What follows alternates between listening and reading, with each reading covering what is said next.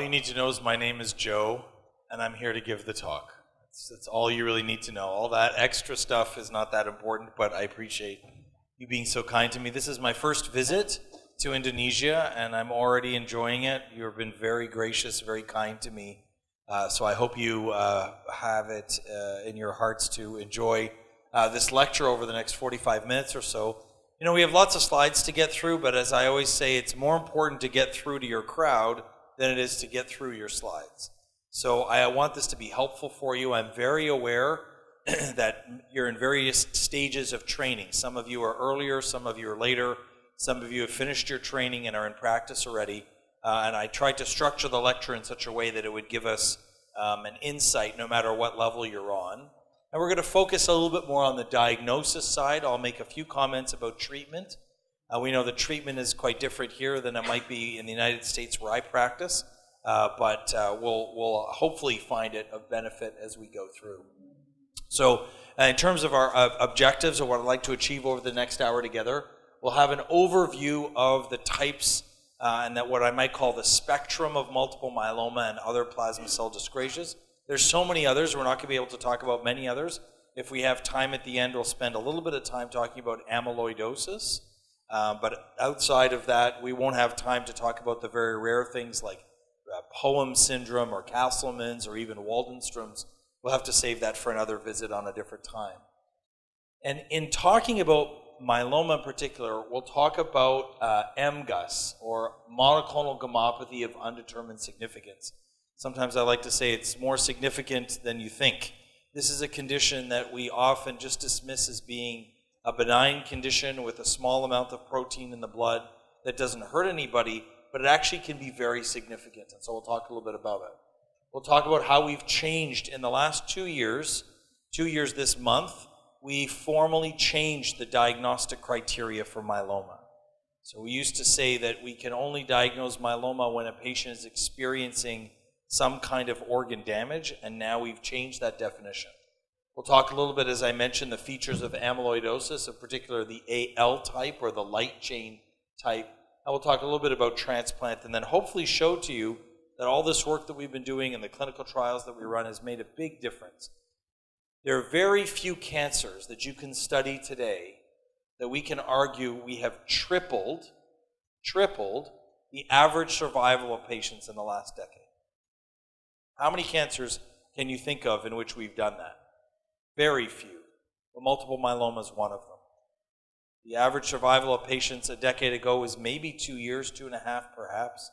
And now, as we were chatting over lunch today, that in standard risk patients, and I'll explain what I mean by that in a moment, the average survival of our patients is now over 10 years.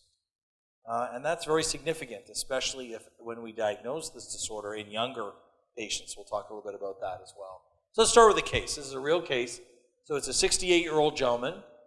He had a 4-month history of low back pain. Most of you are very young in this room, but let me guarantee you, as you get older, we all get back pain, right?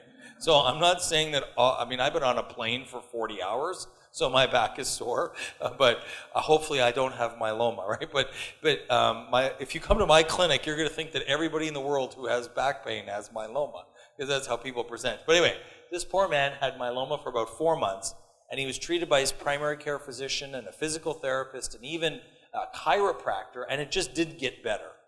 And that's, for the internists in the crowd, you know that this is something you have to have in the back of your mind. Back pain is so incredibly common. You should not think about myeloma when someone has back pain.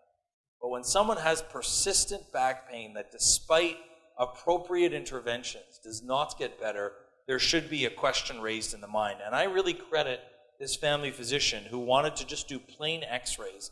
And on the x-rays, they saw lytic lesions in the back, which of course is a very bad sign. At the same time, he had some increasing fatigue and some shortness of breath on exertion. So his blood work is as follows. So his hemoglobin was very low at 7.8 or 78, depending on your units. His white count was normal, his platelet count was a little bit low. He had a little bit of hypercalcemia. His creatinine was elevated, as was the beta-2 microglobulin. His CRP was normal, and albumin was maybe just on the low end of normal. He had an extremely high IgG level. 5,800. I mean, almost nothing outside of myeloma will give you an IgG of 5,800. It's possible that it's polyclonal, but at 5,800, you're pretty sure it's real. He has a huge M spike of 4.6 grams. And then on his light chains, his kappa is extremely elevated, 98 milligrams per deciliter, with a ratio of 316. He did not have any protein in his urine, and his bone marrow, which is what we want to talk about for a moment, had 60% plasma cells in it. They were described, oh sorry, this should be 60. They were described as being, there was normal hematopoiesis. For some of you, you have no idea what I'm talking about now, and that's okay. For some of you who are hematologists, you know all about this. But his cytogenetics were really important. By the methodology of FISH, it was found that he had hyperdiploidy and the translocation 1114, but did not have the high-risk features of p53 deletion or translocation 414. So as you're listening to this, you think to yourself, does the patient have myeloma? This is a talk on myeloma, all right? So he has myeloma. If not, there's a dentistry talk down the street that you can go to. But when you look at this patient, there's so many things that you need to deal with at the same time, right? What is your first step with this patient? You need to deal with his hypercalcemia. You need to deal with his anemia. You need to deal with his bony disease before you even think about what you're going to do with that bone marrow result. So this is one of the reasons why I got into multiple myelomas. I want to take care of the whole of a patient. And myeloma is a prototype disease that we take care of the whole of the patient. I say it all the time, not just to sound cute or nice, but to be honest. I don't treat myeloma. I treat people, right? And you look at your patient as a person.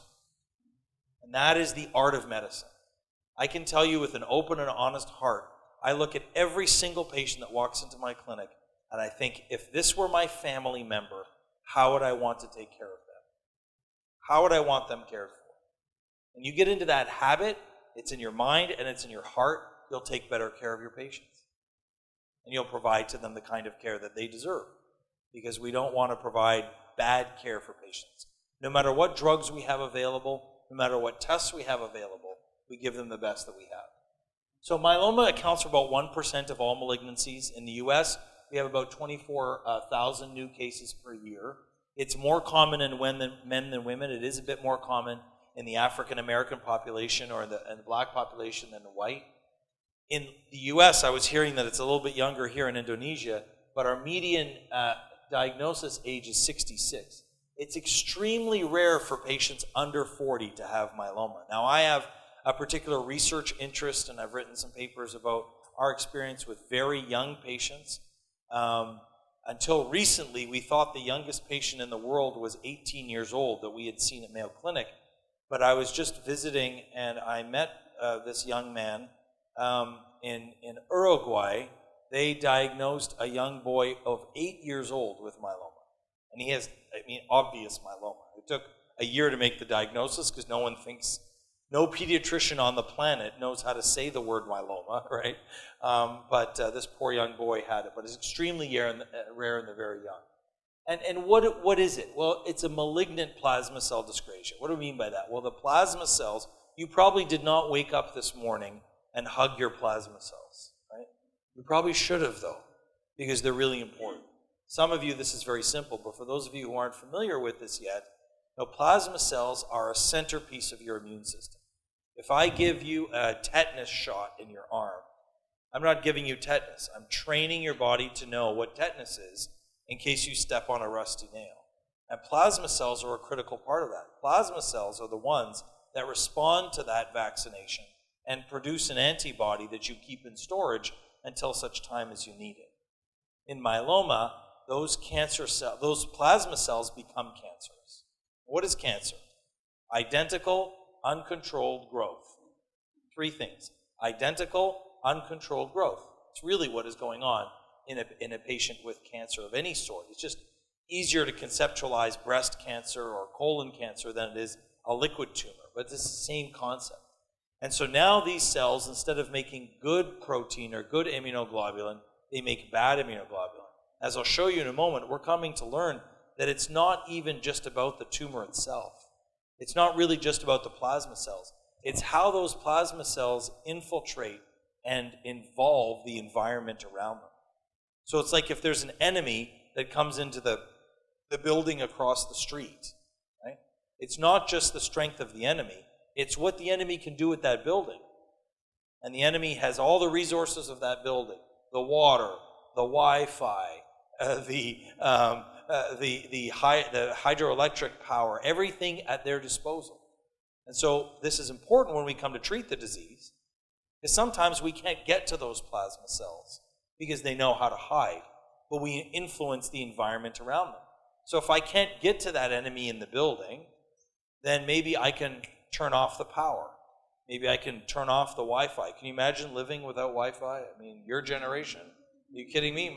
If there isn't Wi-Fi, my 9-year-old daughter starts to have a seizure. You know what I mean? She's like, Daddy, there's no Wi-Fi here. I'm like, honey, we're on a plane. Like, give me a break. But that becomes important in a minute when we talk at least about the concepts of treatment. That from a pathophysiology standpoint, this is a brilliant disease. Because it doesn't have to be very big. It doesn't have to be very strong. It has to be intelligent to be able to influence its surroundings. And we'll show you what we mean by that. So there's the beautiful looking plasma cell. You know, I'm a geeky hematologist. I still have a stethoscope or a microscope outside of my office. I still like to look at cells. And this is what the plasma cell looks like that you may remember seeing. And you may recall that plasma cells start in the bone marrow. They're mostly they're of the B cell lineage, of course. And these B cells, as you may recall, go out into the peripheral blood and into the lymph node to mature. I like saying it's like when kids leave home and they go off to college. They're supposed to mature. Not always. And as they mature and they develop and they differentiate, and as some of you know, some of those children come back home and they live at home and they never leave. Right? So that's the concept here with these plasma cells, is that they come back and they live in the bone marrow. And as you know, this is not a talk on lymphomas, but if we gave a talk on lymphomas, if there are problems all the way through here, the lymph node, as these white cells mature, if they become malignant at any point, that's what lymphoma is. If they become malignant when they're in the mantle part of the lymph node, it's mantle cell lymphoma. If they're in the follicle, it's follicular lymphoma. You can understand the concepts there, but we're focusing now on those cells that have made their way back into the bone marrow. So how do these plasma cells become evil? You've got nice plasma cells that help you make immunoglobulin. Where do they become evil? Well, I don't want to bore you and put you all to sleep with too many basic science studies. But let me just reiterate a point, that it is, as we've come to appreciate, look how complicated this is, that it's not just about the actual tumor cell itself. It's about how it influences all the different cells around it. So here's the myeloma plasma cell, but it interacts with the stromal cell, with the osteoclast, with the osteoblast. And there's all this cytokine network, as we could think of it, that helps that cell grow. So let me just give you an example. Most patients with myeloma have anemia, right? That's a pretty simple concept. Our patient has anemia because 60% of their bone marrow are plasma cells. Right? Normally it should only be 1 or 2 or 3%. Right? But why is it that I can have a patient who has 11% plasma but has an extremely low hemoglobin? It's not because the plasma cells have filled up the bone marrow. It's because the plasma cells have taken over the networking of making of blood.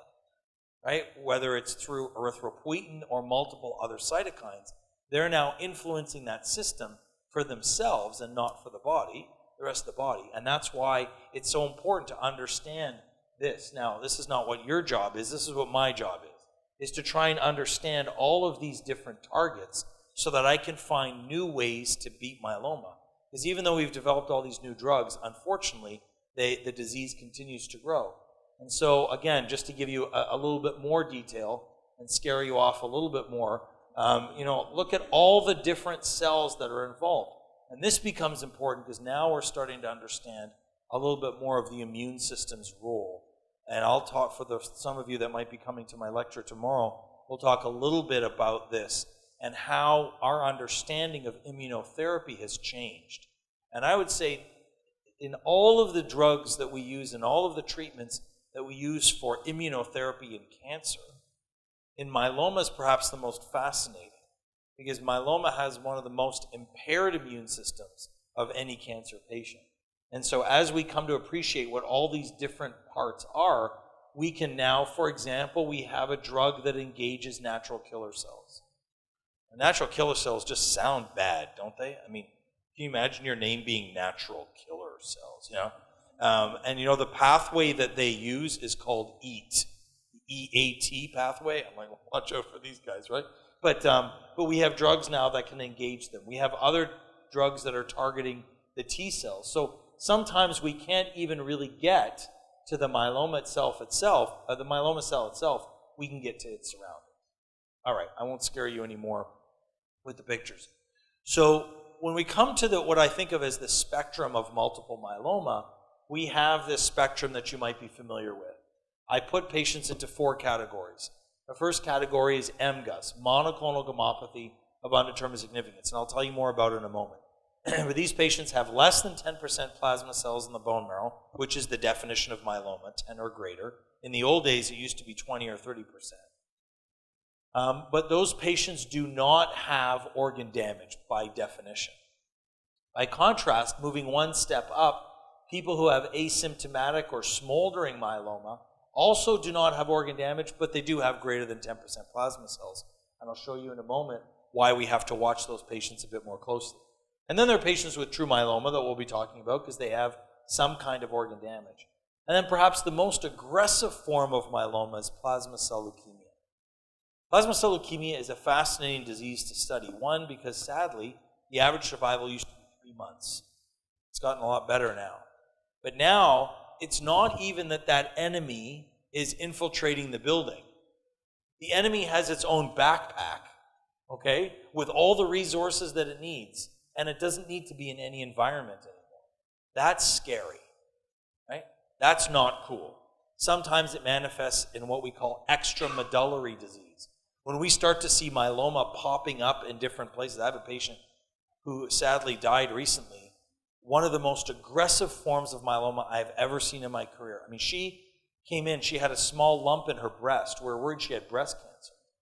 She came in on a Friday, and I got the breast cancer people to book her an appointment on Monday. Between Friday and Monday, she developed another one in the other breast, which made us scratch our heads. She had plasmacytomas growing in her breast. Now, she lived 2.5 years after that, but when she died, she had a 30-centimeter mass in her abdomen. That was one huge plasmacytoma. I've never seen anything like it.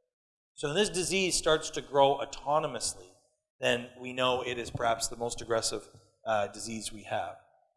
So what happens for someone to go from this side, from the MGUS, across to plasma cell leukemia? Well, again, I don't want to bore you with it. We've had different mechanisms. The grandfather of myeloma who came from Mayo Clinic, the very man who actually coined the phrase monoclonal gammopathy of undetermined significance, was Bob Kyle. He's the one who recruited me to Mayo Clinic.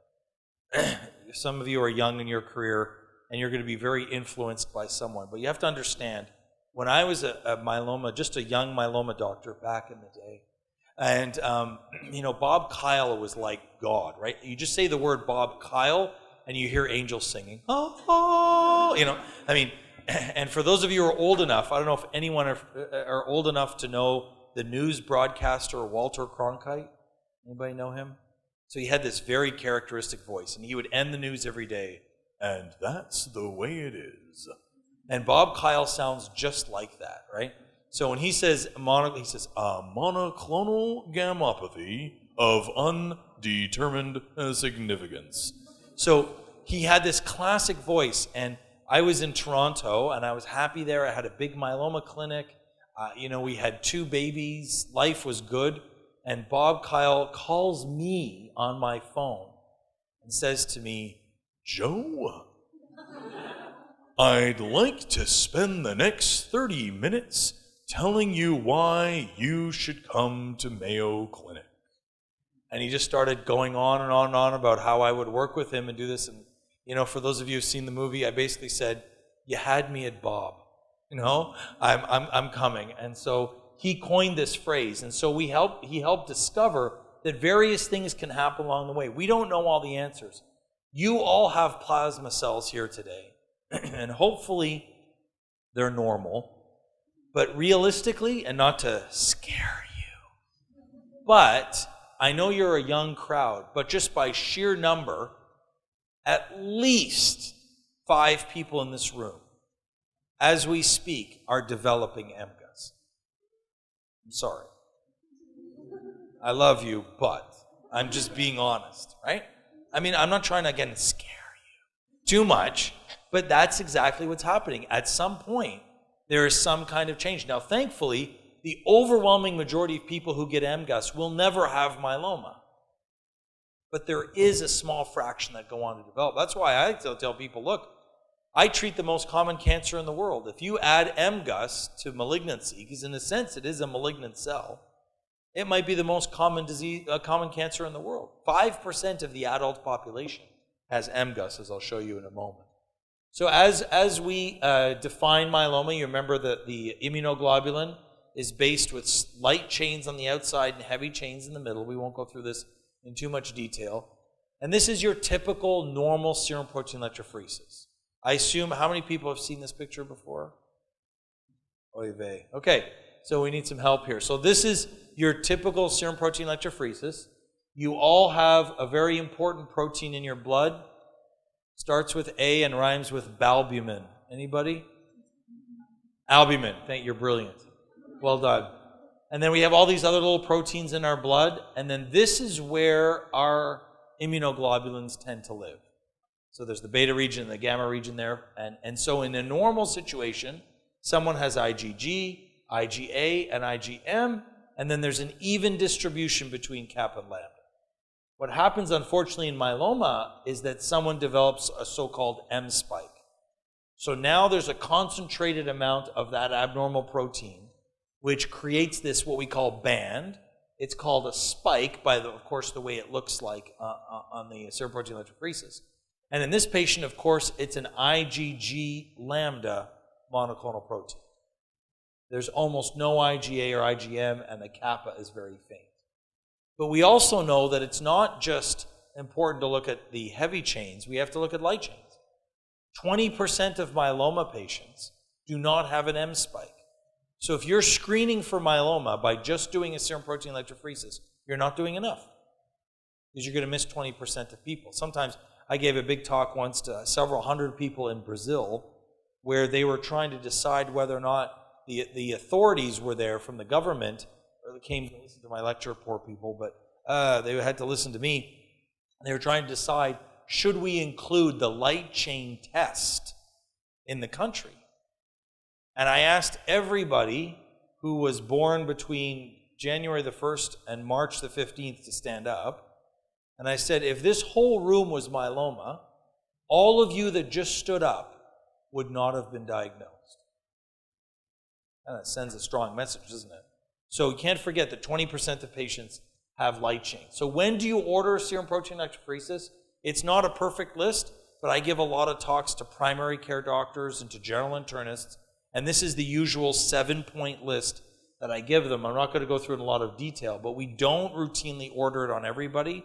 But if someone has unexplained anemia, renal dysfunction, bony disease, or neuropathy, it should at least be considered.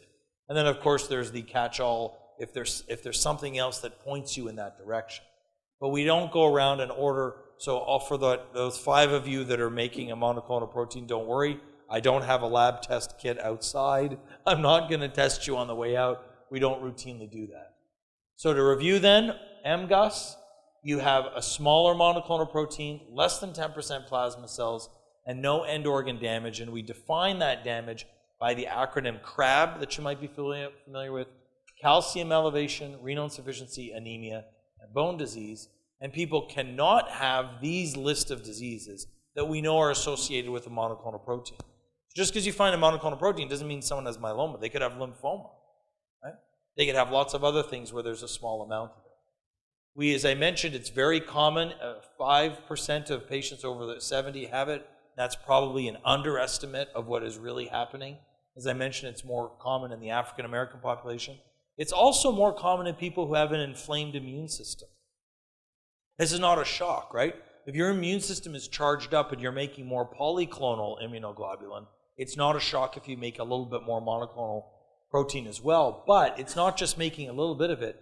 Those patients do have a higher risk of certain diseases.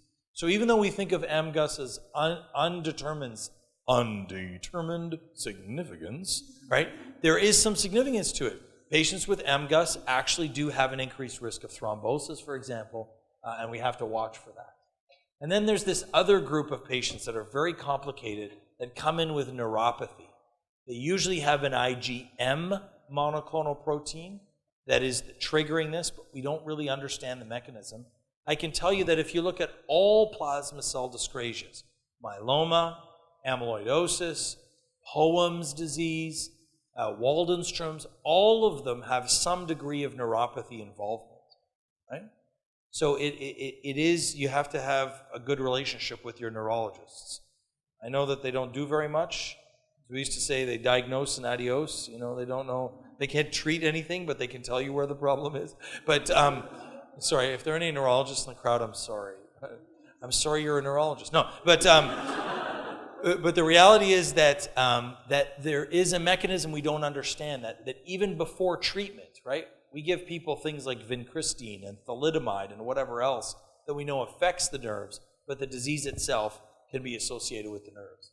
So Bob Kyle, as I mentioned, years ago, I created a database by just getting consent, but he tested the serum of everybody in the county around Mayo Clinic in Minnesota, and found that with time, people had a risk of developing myeloma at a certain rate. And various factors have been associated with transforming from MGUS to true myeloma. Things like the size of the protein. But the formula we use is this one. People have either 0, 1, 2, or 3 of these factors present or absent. So if the M spike is less than 1.5, if it's of IgG type and the light chain ratio is normal, they're the lowest risk patients. Their 20-year risk is only 5%. So if I have an 82-year-old woman who gets sent to me with a small monoclonal protein, and I say, look, your risk of it becoming serious by the time you turn 100 is only 5%, it's pretty reassuring. But remember, risks in medicine, right? It's never 5%. Right? When a patient comes to you and says, Doc, what are my chances of making it through the surgery? Is it 50-50? It's actually 0 or 100, right? I mean, I'm just being blunt, right? She's either going to develop it or not develop it.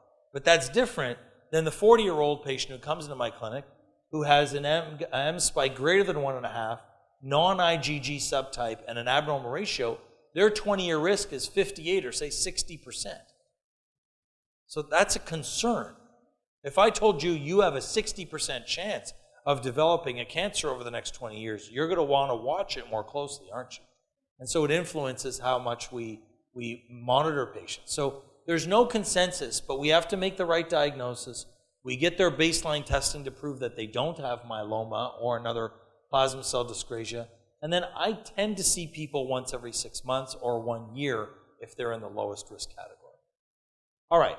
So I mentioned at the start that we've changed the definition of myeloma. How has we've done this? Well, my boss, Vincent Rajkumar, he's at the Mayo in Minnesota, and a group of people came together, a group of us, saying we have to redefine this disease. It's not fair to say you don't have myeloma until you break a bone. You don't have myeloma until you're anemic, right? As I sometimes like to say, if you see your friend running towards the cliff, do you have to wait until they're falling off the cliff to know they're in trouble? Of course not. But if the cliff is 20 kilometers away and they're enjoying a nice slow walk, you don't have to rescue them right away. You can leave them be for a while, right? So it's finding that balance between the two. So we used to define myeloma, as I mentioned, is that someone had to have this formal CRAB criteria. When we've redefined it now, we added 3 more features to it that are not CRAB currently, but could become CRAB. What are those 3? Number 1, if someone has more than 60% plasma cells in their bone marrow, just by sheer volume, their disease is going to progress soon. You should treat them like true myeloma. If someone has a ratio or the involved over uninvolved light chains of greater than 100, if they don't have renal dysfunction now, they will. And again, I don't want to wait until nephrons start dying for me to intervene with my patient. And thirdly, it's a radiological term, and I know many places don't have access to it, but when the MRI of the bone marrow is done, if they see focal lesions, that's an indicator to us that there's active myeloma, as opposed to a more homogeneous picture, which is typical of your bone marrow, I hope. There's a few of you. Anyway, that should have a homogeneous look to them. So we've been able to show that there are patients whose disease will convert. The classic MGUS versus smoldering myeloma, where the risk is higher at first and then plateaus, but is still very significant over time. So what we've done is we've taken this group that used to be called smoldering or ultra-high-risk smoldering myeloma, so we've just moved the goalpost, if you will, over a little bit to make sure that we treat those patients like true myeloma. And that, I think, has important implications. So I like to think of it now as slim crab. That was my contribution to the world. I can retire now. I was either going to make it lobster or slim crab, but slim crab sounded a bit better because people are already used to crab, so we've added the slim, 60% plasma cells, light chains, involved over uninvolved greater than 100, and MRI focal lesions. So now instead of crab for your myeloma diagnosis, it's altogether slim crab. Very good, well done. You all passed the course, you're done. Good. So we diagnose myeloma. This is more really for your reference, and I'm happy to provide my slides to anybody. I have no copyright on this. We obviously do it by blood tests, in particular the ones that look for these immune proteins. I'm not going to go through this because you should know it. Apart from commenting that the cytogenetic analysis of the plasma cells is becoming more important than ever. And I know it's hard to have access to that here, in particular in Yogyakarta, but we're coming to learn that it's one thing to say you've got 15% plasma cells or 30% plasma cells. But sometimes they can be really bad plasma cells and sometimes not so bad plasma cells. And the genetics help us understand that a little bit better. So there are other different subtypes. The majority still are IgG, but as I mentioned earlier, 20% of patients are light chain only. So you don't want to miss those patients by not looking for their light chain. Myeloma is still not a curable cancer, frankly, although we've been making great progress. And the great progress has been because of two things. Number one, the appropriate use of autologous stem cell transplantation, which I know you don't have here but can send out to other cities. And two, new drugs, of which there are many that unfortunately are not available yet in Indonesia. You do have thalidomide, and you do have bortezomib on a limited basis, but then there's so many more that have come, and I've been privileged to be involved in the development of many of these drugs. As we stage the disease, you know, people get really excited about staging, but I usually tell people there's two stages. Not treat and treat, right? Is the simplest way to do it, but we have looked at criteria. The classic ISS criteria now, the International Staging System, is very simple because it can be done just about anywhere. It's based on two blood tests, the beta-2 microglobulin and the albumin, and puts people into three categories. And you can see that it differentiates their survival. However, recently we've come to learn that cytogenetics, as I've mentioned, make a really big difference. For over 10 years now, since my friend and colleague Rafael Fonseca showed that with certain cytogenetic abnormalities, these high-risk ones, survival is much poorer. So now we've revised our ISS. So this is another change, the R-ISS now. We revised the ISS to not just include albumin and beta-2 microglobulin. We've added to it the FISH results, the cytogenetic results, and the LDH, and put people in these categories that you see here. And it again differentiates people in their survival. So what do I do when I'm treating a myeloma patient? Well, I'm trying to stop the production of those plasma cells, and usually that's all we think of like medical oncologists. But you got to think of everything else. You want to strengthen their bones. You want to prevent fractures. You want to increase their hemoglobin, reduce their risk of infections, and of course, as I mentioned before, their well-being is so important. We don't treat disease, we treat people. Sorry. So if we were doing this 150 years ago, we would have been giving orange peels and rhubarb to people. Thankfully, that's changed.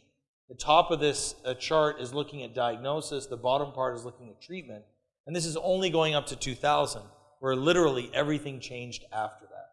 And it changed because of the kinds of drugs that we have. Now, we classify myeloma into 3 categories. And we showed that roughly 20% of patients are high risk, 20% intermediate, and still the majority are standard risk. But look at the difference in survival, just based on the last decade. There's a really big difference if you have any of these high-risk features, of which the most important is deletion 17p. If you're early in your career, you're going to hear about this, or the p53 deletion. Because this is a very important prognostic marker, not only in myeloma, but in CLL and in other tumors. The p53 gene, as we know, is, I think of it as the sheriff gene, it's the supervisor gene. It keeps things in order, but when the supervisor is not there, things get out of order. And so when it's deleted, when it's not present, things get out of order. So, sorry, I'll skip this just for time's sake. So as we treat people, as I mentioned, one of the most important things we can do is give them a stem cell transplant. What's the basics of transplant? Transplant is just giving someone a big dose of chemotherapy. That's really all it is. But before I give them the chemotherapy, because I know that that chemotherapy is going to wipe out their bone marrow, I need to extract from them their stem cells or their seeds to grow a new bone marrow. So we collect stem cells, we put them in the freezer, we give them the chemo, and we give them their stem cells back. And that is still the standard of care, and it's really remarkable how it's been proven over and over again. Even with all these new drugs, there's a big, very important trial, I'll make reference to it tomorrow, where people thought, oh, this is the end of transplant in myeloma because we've got these new drugs. And we showed that the new drugs plus transplant was still better than new drugs alone. So transplant still has an important role in multiple myeloma.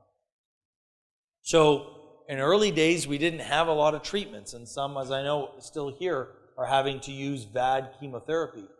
So we had a few options for patients, but now look at this list.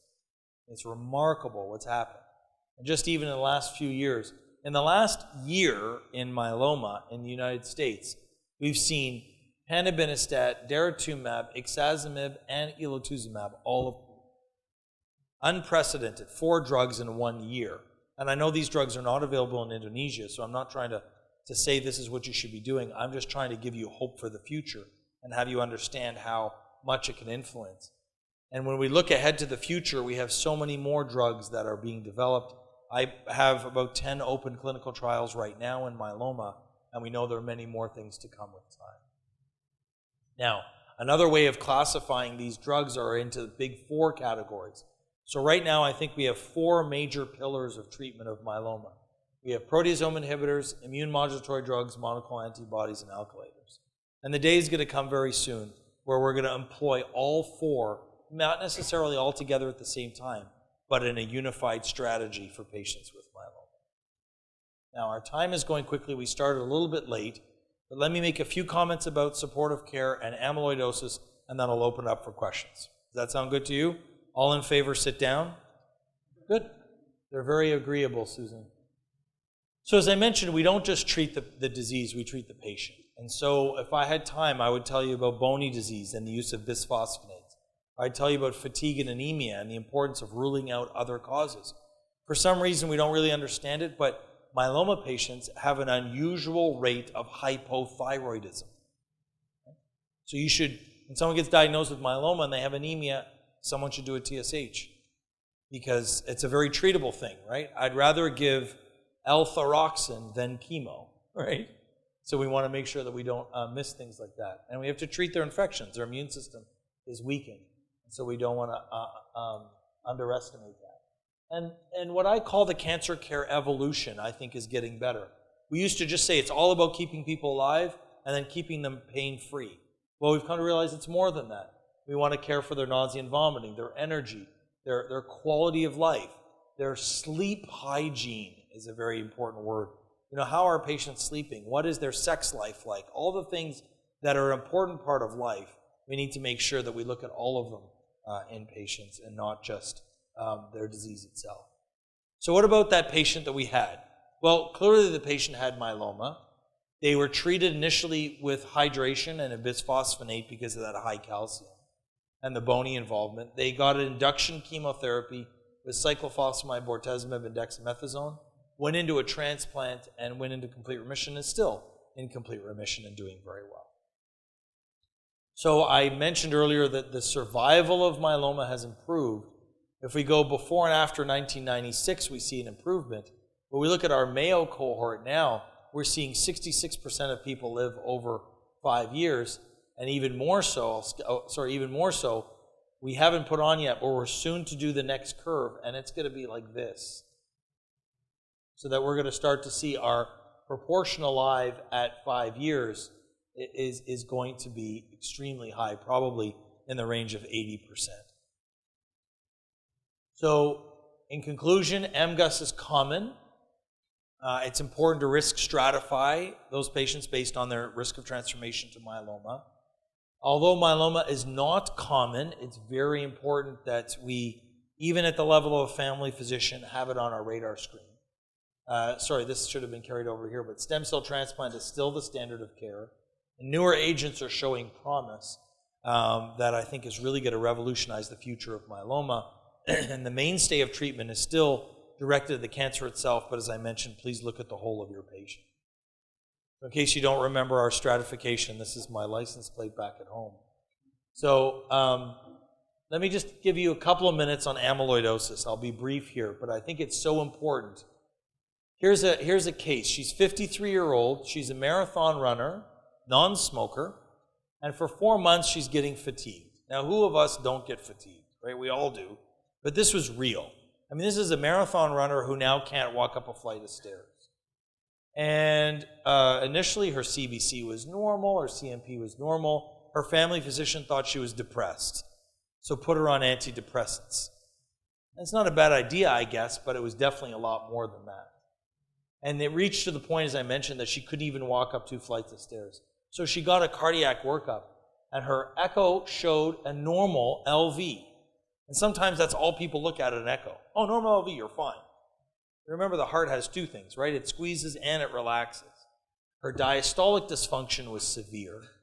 Her intraventricular septal diameter, which for you and I should never be more than 12 millimeters, was 15 millimeters. She had an elevated BMP, and a very astute echocardiographer said, there's something about this echo that looks like it's infiltrated. So are you suspecting amyloid? It's a talk on amyloid, so yes, say yes, please. And what do we need to do? We need to prove that she has amyloid, and amyloid is a tissue diagnosis. Tissue is the issue, right? We need to be able to get that diagnosis.